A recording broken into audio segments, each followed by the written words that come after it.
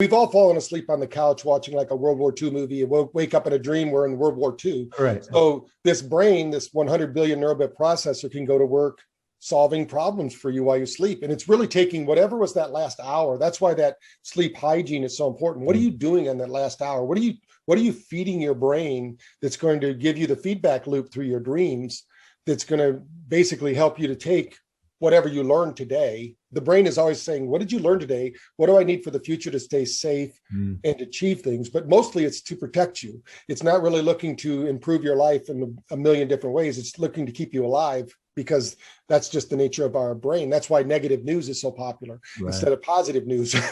Right. Yeah. I mean, yeah, I honestly, I would watch a show about puppies and kittens and stuff all day long, and good things. And maybe there's something with that. So why is, having a sleep routine and getting that sleep so important?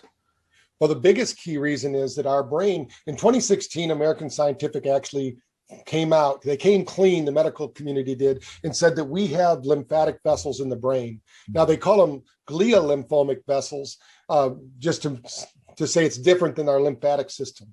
And most exercise physiologists know that everywhere there's a blood vessel, there's a lymphatic vessel. But before 2016, they said that wasn't true for the brain. So it is true. There is one. But the only time it opens up is if you're in level 4 or paralytic sleep. So if you don't reach that deep level 4 sleep, in almost every device now, we do a lot of work with a company called BioStrap, and they help us out with our research because it's pretty easy to use. And then, or use the Aura Ring or something like that measures sleep, whatever you have, or Apple Watch, all these.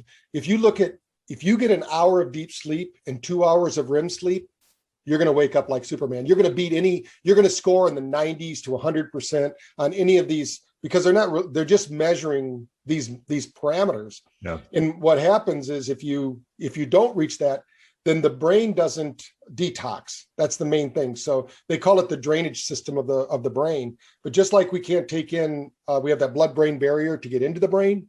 We have this as stopping things from coming out of the brain.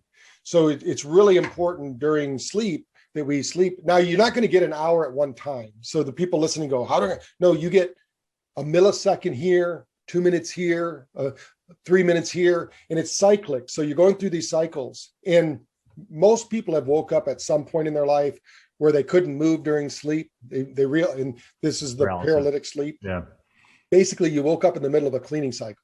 You were taken offline, in other words, so that your body could deal with the brain at that point and get the toxins out. If you don't, then you get there's a big movement out there. It's been for a number of years now called leaky gut, right? People talk about that. We now know that if you have lesions in the gut, you also have them in the brain.